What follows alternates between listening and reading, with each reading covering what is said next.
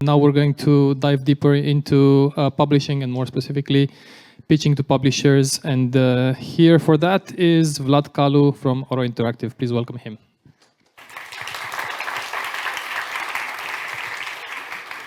Hey everyone, thanks for being here. Okay, so let's do a quick head count. Who here is in the process of pitching right now? Okay, decent amount of people. Are there any investors or publishers or people with a lot of money in the room? No one, okay, great, that's awesome.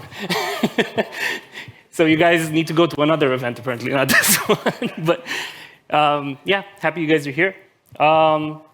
Let's see what all of this is going to be about. So this is more going to be observational research. And besides that, it's going to be a series of anecdotes from myself and on the projects that I work with.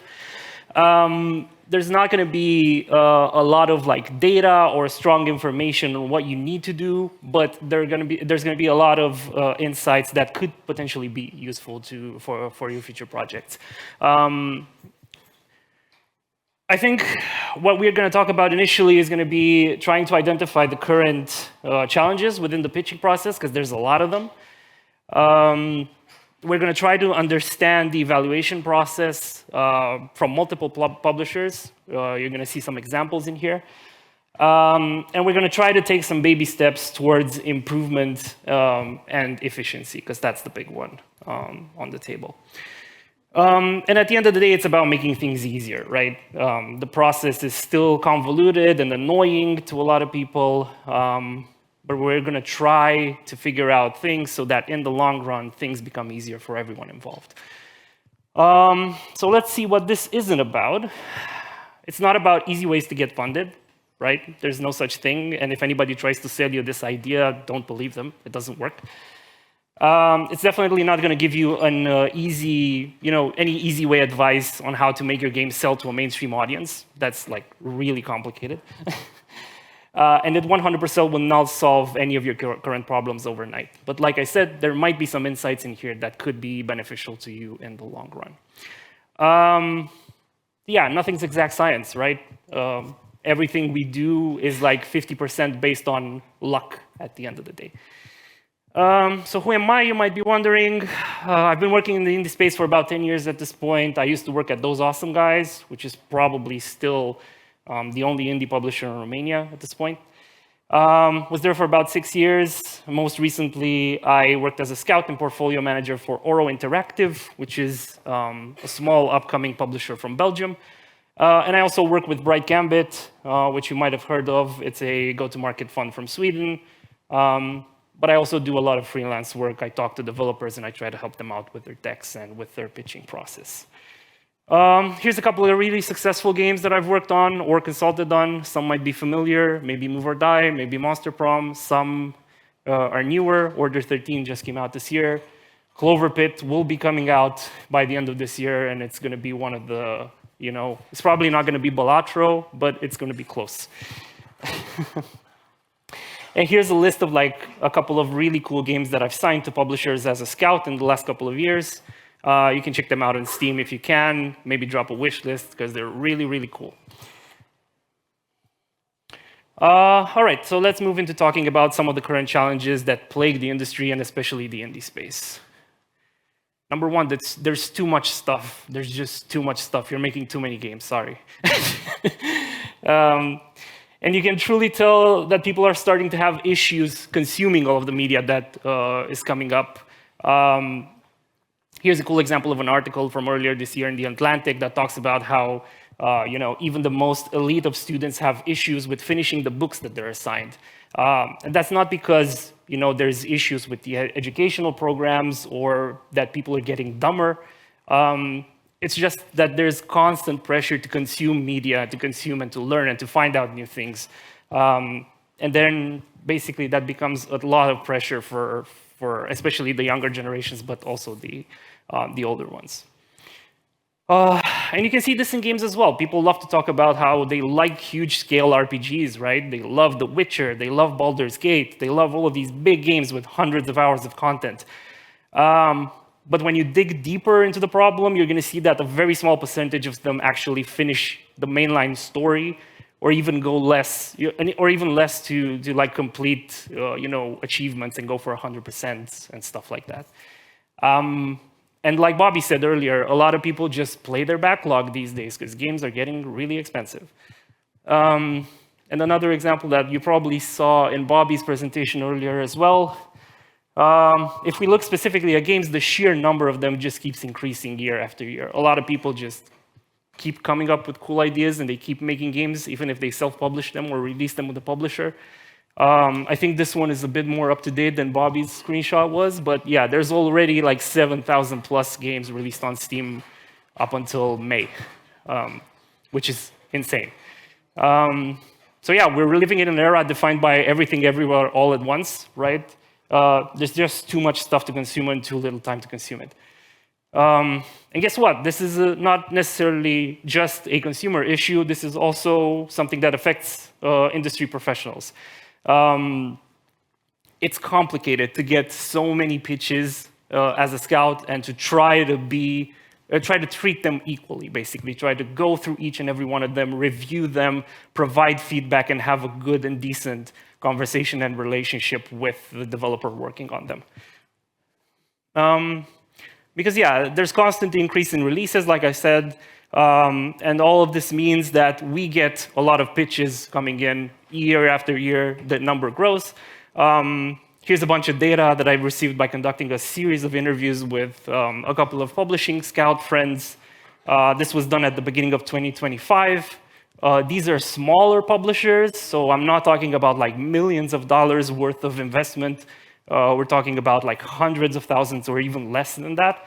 But still, even if it's for little money, a lot of these publishers receive over 1,000 pitches every year. So if this is a small-scale publisher and they only have one person working in their scouting department or a producer who reviews the pitches, imagine that you have to review like 3-4 pitches per day. That's an insane amount every single day throughout the year. And yeah, less than 1% of these projects get signed and funded by a partner. And with each year, it seems that the number dips below 1% more and more.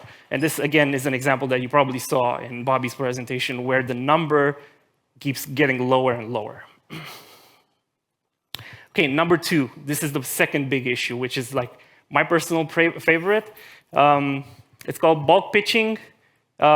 This isn't a surface level issue, but more of a nuanced and complex one.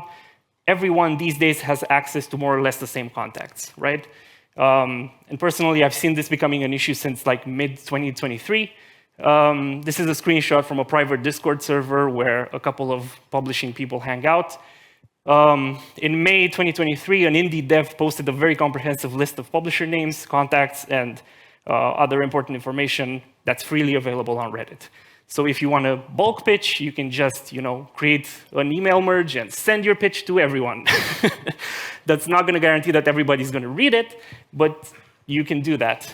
And basically, since that day on, like I said, everybody receives every pitch ever. And since then, we're now in 2025.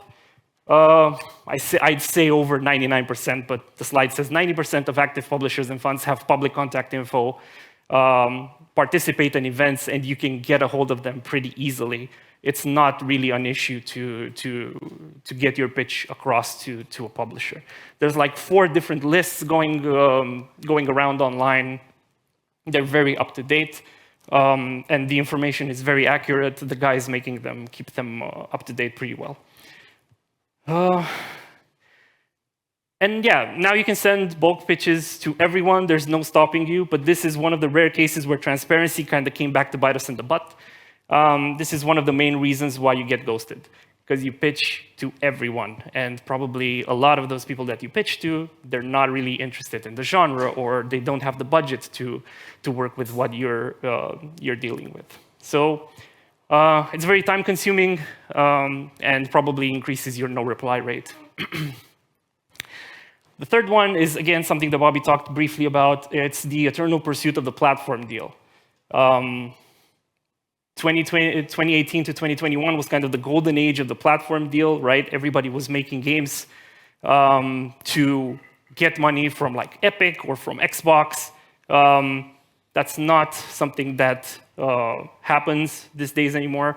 And because of that sort of artificially inflated situation that platforms created, it also created very high expectations from developers and publishers when it comes to funding amounts.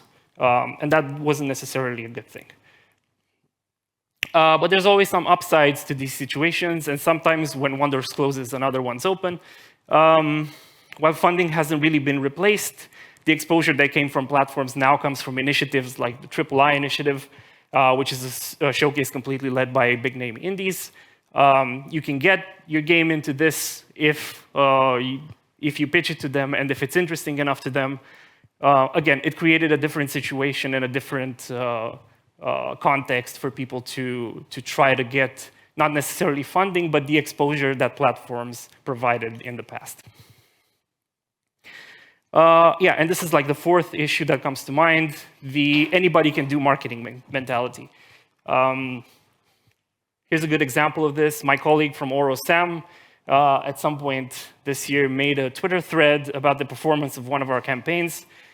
He shared a ton of insights and was super transparent about the marketing process, to which a dev replied with the following. What you are describing is a lot more complicated than it should be. The process should be upload to Steam, gain traction, and done. Those resources that you spent should be put into developing the actual game, which the only normal reaction is this one, I think. And yeah, I know it's super popular to hate publishers and their overinflated egos, but here's a quick example of a small, nimble publishing project that we did. This is Easy Delivery Company, a game made by a solo developer from Canada who did only some social validation posts on social media. He got around 5K wish list by himself, not doing anything, absolutely anything else. We signed him up, did a very agile, hyper-targeted announcement campaign alongside the demo shadow drop, not in a Steam Next Fest, but before a Steam Next Fest. And we got him 100K fresh wish list in less than 2 months. I know people like numbers like this, 100K wish lists. It sounds cool if you go to an investor. It doesn't necessarily mean anything anymore, but maybe you're going to sell a bunch of copies based on this number. Yeah. And publishers, I don't think, have to promise the world. They just need to help you push your game in front of the right audience. And the big numbers eventually will come if they do their job right. OK, let's move into the second part and try to speed run through this. We'll talk about a bit about the evaluation process and how certain publishers look at the pitches that come in. I have some additional data and insights here from interviews that I did with friend scouts from that work in different publishing companies. Still under anonymity, unfortunately, because people don't want to be transparent with their data. It is what it is. So yeah, let's look at the steps that publishers go through and the metrics that they look at when they receive a pitch. Here's publisher number one, pretty straightforward: pitch review, play test, first discussion, market research, letter of intent, contract proposal. That's pretty standard, right? But these guys also prioritize having a good build, and they look at Steam follower counts, apparently, to go through, to comb through the pitches that come in. OK, here's publisher number two, pretty much the same.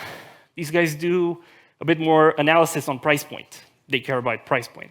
So if you overprice your game in the pitch deck, they're probably not going to like you.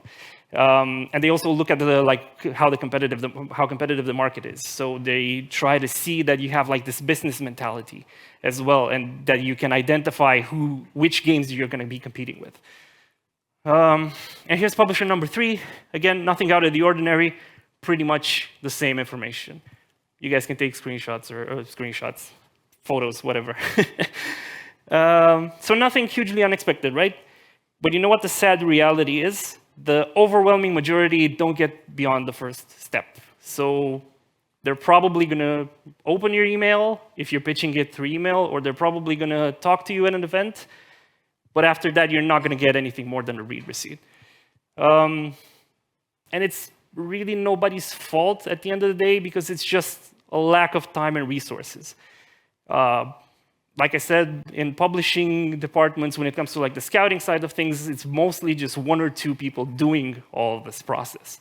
And after they receive 1 million pitches, they have to comb through them and then go and pitch the games that they think are a fit to their higher-ups as well. So it's like a multiple-step situation that sometimes just takes a lot of time and can't be done efficiently. OK, here's a quick personal case study. Like I said, I am a game scout, and I work for Oro Interactive. We're a small publisher that looks for small teams making small games with good hooks that are both fun to play and watch, and that can be easily pitched to a friend, shared, and talked about.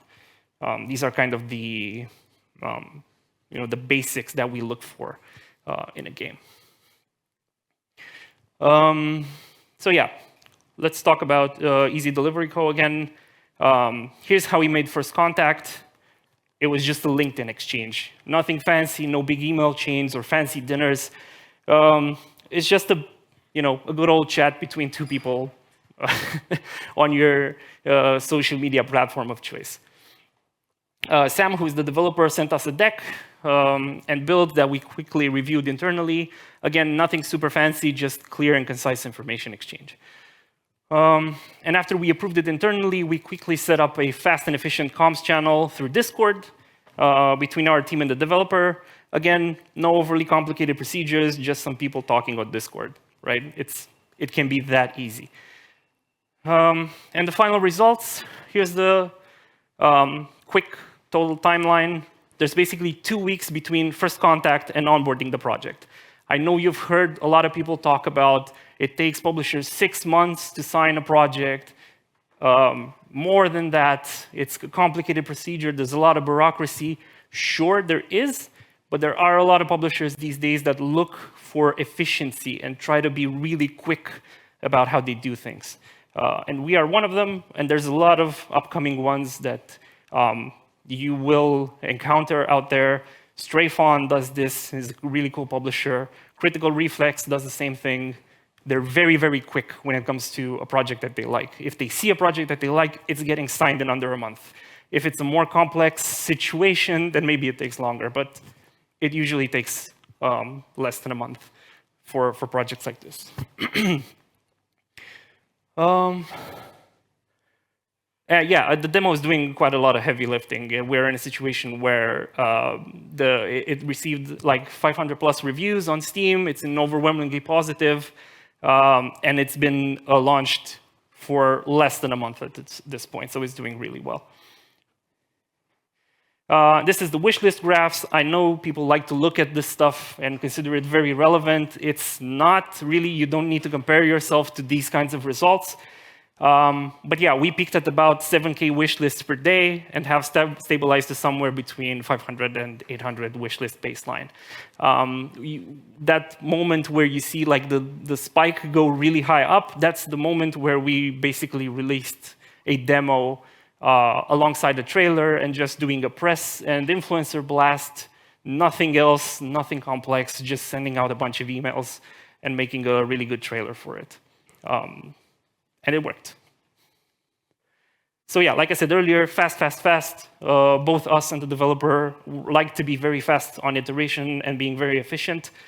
So we think it's good to not waste long periods of time with very long-term goals, just have quick objectives. If they fail, move on to something else and never linger. OK, and last bit is about the baby steps towards improvement. Trying to figure out a bunch of insights for you guys to take home and see if you can apply some of these in order to make your game pitches be more efficient and fast and nimble. Always show off the game. Every investor and publisher wants to see your game and nothing else. Focus on showing it as best as you can. Make it so that the visuals are the big hook. Make them judge with their heart, not with their mind. Because if you attract them with cool visuals, they're going to judge it as a consumer and not necessarily as an industry representative. At least the first impression, that's what happens. Be realistic with your expectations and transparent about your capabilities as a developer. Know what your ask is. Always know what you're asking for when going into a pitch meeting. Manage your scope. This is something that you'll hear more and more these days. Stop thinking that the only game that you can make is the game of your dreams. Be smart and adapt to the way the market shifts. Impose limits and be efficient, like I said. Here's some quick case studies, again, just so we can get some examples that these types of games actually exist. Dungeon Crawler, developed by Strayfon, 2-person team, budget under 200K, less than 6 months from validation to release, over 200K copies sold in the first couple of months. That's insane, right? And this was like a B project that they did because they did market analysis and figured out a really cool niche that they can iterate really fast in. Another quick example, this is one we did at Oro. It's called Order 13. Idea pitched in November 2024, validated in January 2025, announced March 3rd, released March 10th. It only had 30K wish lists, but it sold 50K copies in the first month. I would say that's a good result, right? Conversion is okay, but at the end of the day, 50K copies sold with less than 6 months of development, that's a really good, source of revenue for the developer. And then again, another cool example, Cloverpit, idea on paper in September 2024, validated in November 2024, signed a deal with the publisher in January, launched a demo in April, 100K plus wish lists in week 1 of the announcement. It's pretty insane numbers. So yeah, all of these games, all of these examples are small games developed with market analysis in mind and nothing else. They're not the game that the developer dreamed about making since they were a kid. They didn't take 5 years to make it. It was basically just an idea put on paper, structured alongside how the market is moving, and then developed really quickly. Another bit of advice is always keep your communication channels flowing, talk to other developers, learn from them, and share your information with them as well. So constant networking laterally, not necessarily aiming only for the top, is very, very good. You don't know what you might be able to learn from other people's experience. Another bit of advice is to constantly iterate, never get stuck on an idea. If it's taking too long, scrap it and do something else. Always stay on the move. Make small itch.io games. You never know when a small idea gains traction. Some publisher or investor finds it while scraping through itch and offers you money to just increase the scope, right? Yeah. Another one is don't be afraid to chase trends. I know people are going to judge and say that, hey, you're a trend chaser, you're trying to make asset flips and stuff like that. But if you're smart and creative about it, you'll find solutions to make your own original spin on a trendy game or reusing assets or stuff like that. The biggest example right now is Elden Ring Night Rain, right? A game that's basically a mod of Elden Ring made by the official team. It's already selling millions of copies, even though the reviews are mixed on Steam, so people like it. Yeah, and here's an example from Jonas Tiroler. He's the dev behind Thronefall. He has a really good thread and a YouTube video about the subject, and I suggest you check it out if you get the time. And yeah, stop bulk pitching. This is my last bit of advice. Do your research and pitch to the proper people, because those people are going to be way more interested than if you just send your pitch to, I don't know, a big name publisher that I'm not going to name who's never going to open your email. Or don't, I don't know. Just do whatever you want to do to increase your chances of releasing something cool. And I think we're definitely running out of time.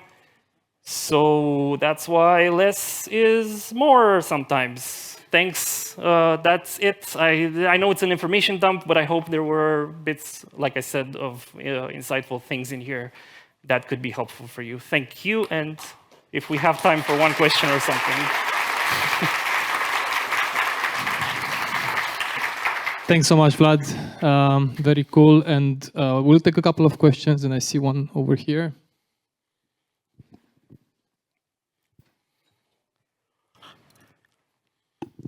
Hey, I'm curious because you mentioned that there's only so many people that can review all of the decks and all of the pitches that are being sent, but it kind of sounds like the ultimate bottleneck isn't the number of people looking at the decks, but the volume of new games that publishers can push in a year, right? I wonder if you have some insights on this, because you actually mentioned how the number of approvals goes down and the number of pitches go up. So has that sort of limit been reached? And from that perspective, would it actually be helpful for people pitching decks to go to the publishers that have that are successfully pushing more games a year rather than those that go fewer? Curious of your thoughts. It's a tricky question because it depends on the perspective you have. For example, from my side, from the publisher side, I think it's definitely an issue of human resources. I would love, for example, to have like 5 different people alongside myself looking at pitches every day, because that would increase our chance of finding something, that might slip through the cracks. There have been games out there that could have been a good fit for us, but slipped through the cracks because I just didn't have enough time to put into properly researching the deck. And regarding what you asked about pitching to the publishers with the highest percentage of signed games, I don't think that's a good idea at all, because you should definitely sign with the publisher that you're most comfortable with working. And again, I'm trying to not be all propaganda about this, but I suggest you sign with publishers that have very small teams and work with smaller budgets, because those people will dedicate their entire time to your project. And also, you will have access to direct lines of communication to everyone on the team. So if you need something marketing related, you will know who to ask. The publishers with bigger percentage of signed projects usually have a complex structure internally, and it will take you weeks to get an answer if you don't have a proper account manager or something like that. Cool. So yeah. And short follow-up, isn't getting more people to review pitches like the talent or resource power actually one of the easiest problems to solve, I wonder? Not really, because a lot of the people internally have other jobs, and I tend to end up in situations where I have a really cool deck on my desk, and I look at it, and I'm convinced that this is going to be a cool thing, but it's just an echo chamber. It's me talking to myself. Sometimes I don't believe the things I say, and I have to ask for a second opinion. And when you ask for a second opinion, you need to go next to someone else and ask them, hey, can you stop what you're doing to review this pitch deck with me? And a lot of people don't necessarily have the time to do that. Sure, it's fun, but it's not a long-term solution. A long-term solution would be expanding the number of people looking at decks, which unfortunately does not happen. Right, we have one here and then one there. Hello, and thank you for the presentation. I would like to ask, because you repeatedly mentioned throughout it, if you are only looking, and not just from your perspective, from other publishers as well, if you guys are only looking for teams that already have a demo, or there are situations where you look at the team, at the original concept and so on, and you say, okay, this is amazing, let's work with that. So both situations apply, but the latter situation usually applies to developers that have already released a successful title in the past. So if someone who has released a really good game comes to us and says, hey, I have a really good idea, and I am building this paper prototype right now, then maybe that is something to consider. But in the last couple of years, at least from my personal experience, all the games that I have signed required a playable build. I really can't judge a paper prototype with budgets of like 50K, 100K, 150K, something like that. It's just not worth it.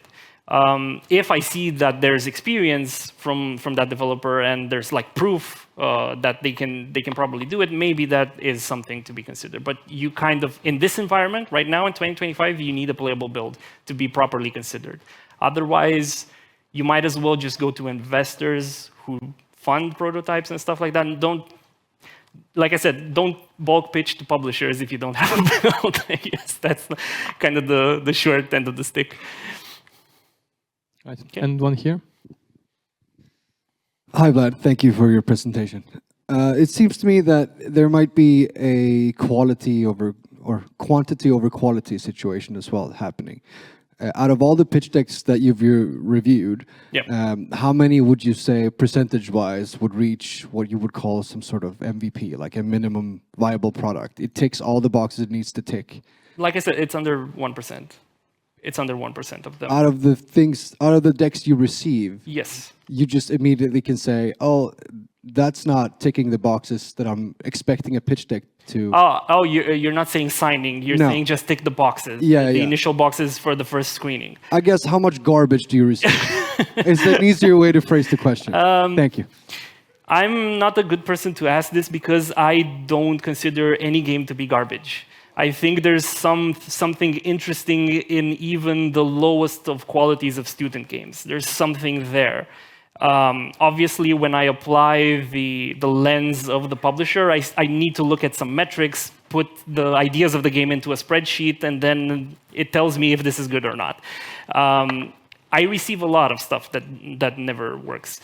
And it usually takes me about, I would say, 2 minutes looking through a deck to figure out that this is not something that works for the publishers that I work with.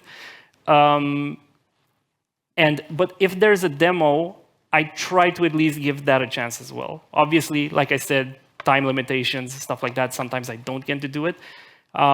But I try to give if there's a build, I try to give it at least like 3 or 4 minutes, let's say 5 minutes stops, just to see like the initial onboarding. Is it really something that's proving to be not of this necessary skill level that I look for? But again, I'm not the perfect person to ask this because I tend to dedicate more time than other people do. And it's sometimes a downfall because, like I said, this ends up being a time issue for me. Other scouts out there just they don't even open the deck, they look at the email, and if the email isn't structured properly, they just never reply to it. Archive it, see you later, bye. And again, if they had 5 other people working with them, maybe they wouldn't do that. Because it's important to provide feedback even to the lowest of low qualities of decks. But we just don't have time for it. Okay. All right. So yeah, pay attention to what you send, I guess. Thank you very much, Vlad. Thanks.